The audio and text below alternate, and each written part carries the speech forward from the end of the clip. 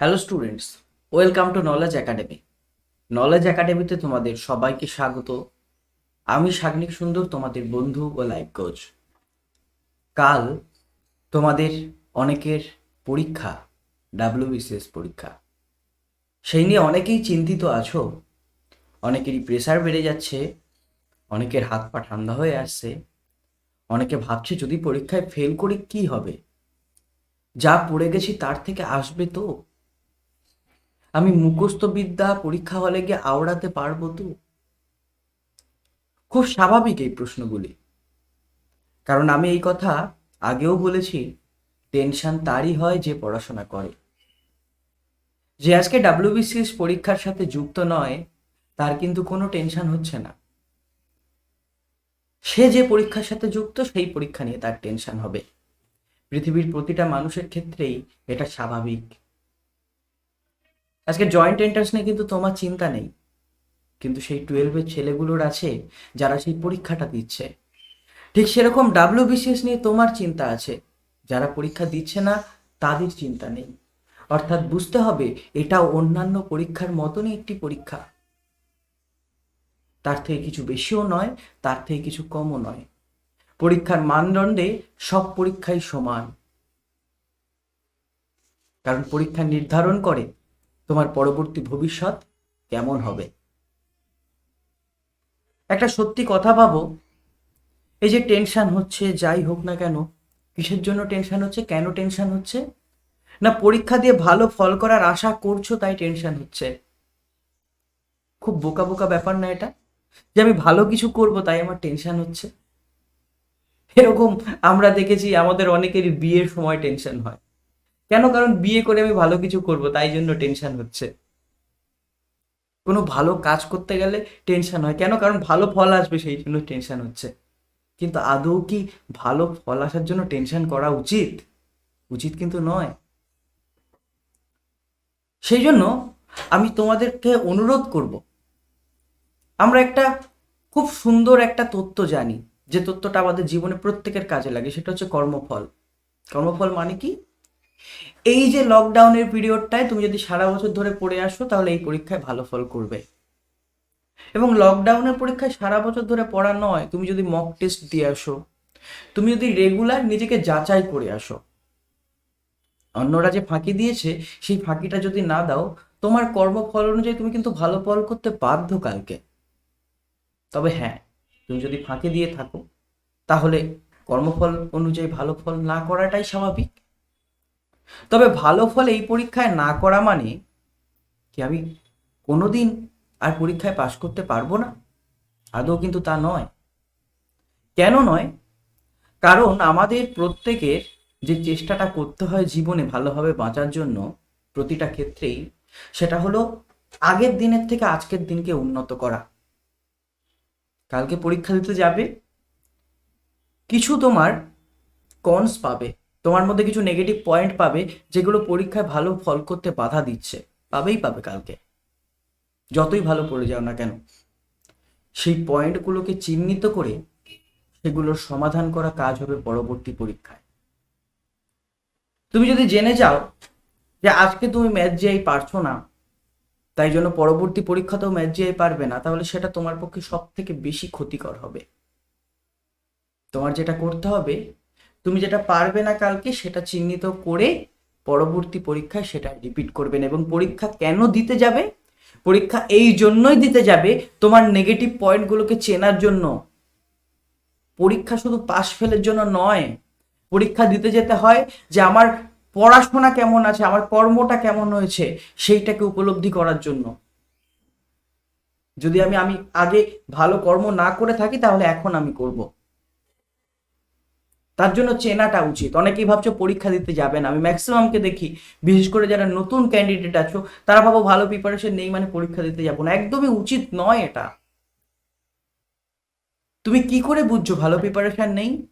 কারণ পরীক্ষা যেটা, সেটা এমসিকিউ প্যাটার্ন, আর এমসিকিউ প্যাটার্ন পুরোটাই নির্ভর করে আমাদের মস্তিষ্কের নিউরো কানেকশনের উপর।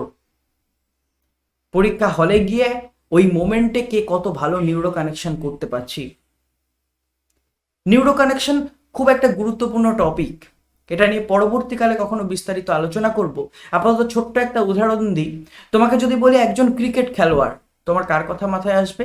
সৌরভ গাঙ্গুলি, সচিন টেন্ডুলকার, বিরাট কোহলি, রোহিত শর্মা ইত্যাদি প্রভৃতি।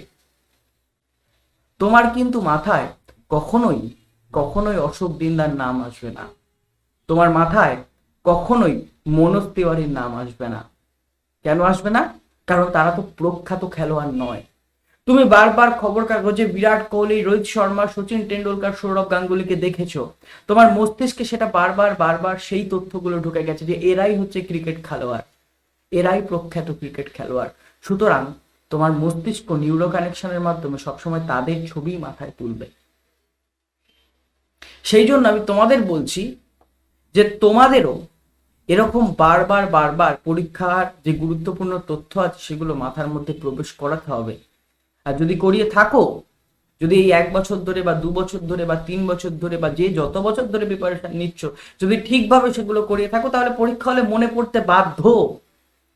অপশন দেখলে তোমার মস্তিষ্কই অটোমেটিক্যালি সেই নিউরো কানেকশনটা করে দেবে, তোমার কিছু করতে হবে না।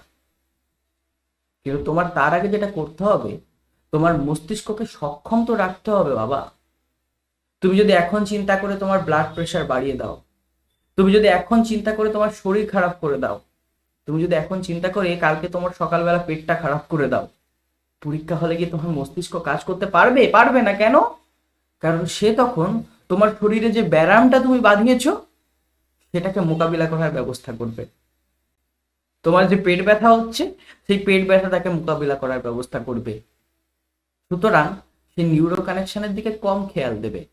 এই জন্য আমি প্রত্যেককে অনুরোধ করব যে পরীক্ষার আগের দিনটা বই দেখা, কারেন্ট অ্যাফেয়ার্স দেখা সব বন্ধ রাখো বাবা। চুপচাপ বসে থাকো। যদি তোমার যদি মনে হয় তোমার কোনো ভালো কাজ আছে সেটা করো। যত বই দেখবে পরীক্ষার আগের দিন তত কিন্তু ভুলবে। আমি আবারও বলছি, তত চাপ বাড়বে। হয়তো তার থেকে একটা তথ্য মনে রাখতে পারলেও চাপ বাড়বে 10টা। সেই জন্য বইটা দেখা এখন বন্ধ করে দাও। কাল যা হবে দেখা যাবে। আবারও বলছি, কর্মফলে তো সবাই বিশ্বাস রাখো। এটার সঙ্গে কোনো তো ঐশ্বরিক ক্ষমতা যুক্ত নেই। এটা একদম সিম্পল নিয়ম লাইফের। তুমি লাইফে যেরকম কর্ম করবে সেরকম তুমি ফল পাবে।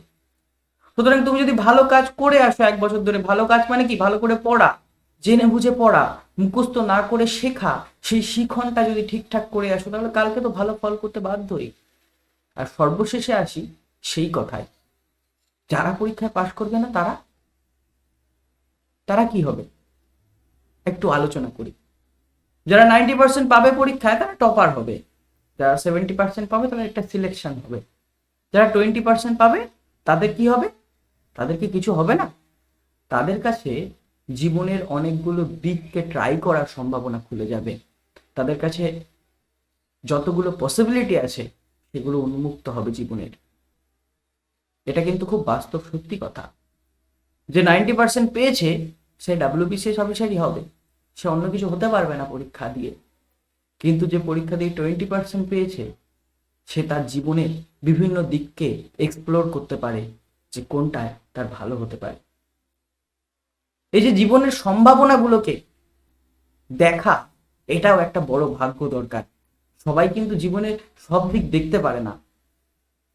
এবং এই জন্যই আমরা দেখেছি অনেক গুরুত্বপূর্ণ ব্যক্তিত্ব এমন আছেন যারা মানব জাতির কল্যাণের জন্য বিভিন্ন কিছু আবিষ্কার করেছেন।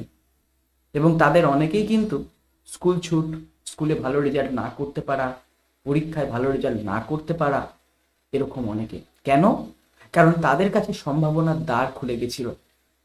তারা যখন পরীক্ষায় ফেল করেছিল তাদের আর কেউ চাপ দেয়নি ওই নতুন জিনিসটা আবিষ্কার করার জন্য। তাকে যদি ওই নতুন জিনিসটা আবিষ্কার করার জন্য আবার চাপ দেওয়া হতো তাহলে সে কিন্তু সেটা পারতো না। এটা খুব বড় সত্যি কথা। তো সেই জন্য পরীক্ষা যারা ফেল করবে, আমি একদম কোট আনকোট বলছি, পরীক্ষা যারা ফেল করবে তারা এটা ভেবো না তারা জীবনে ব্যর্থ হয়েছ। জীবনে প্রচুর সুযোগ আসে, প্রচুর সম্ভাবনা আসে। সেই সমস্ত কিছুকে ট্যাকেল করা, সেই সমস্ত কিছুর মুখোমুখি হওয়া আমাদের জানতে হয়, আমাদের রেডি থাকতে হয়। একজন যোদ্ধা কি করে?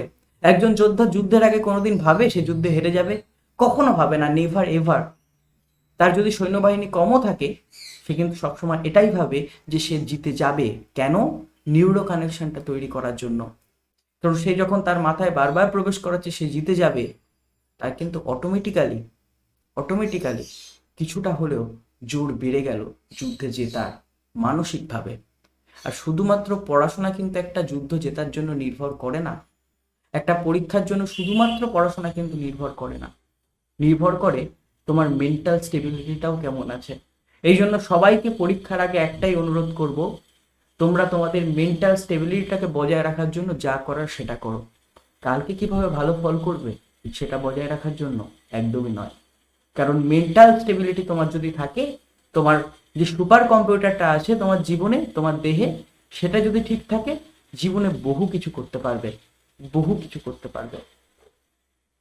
কারণ এটাকে ঠিক রাখাই আমাদের আসল দায়িত্ব। সবাই খুব ভালো থেকো। After all, thanks for watching.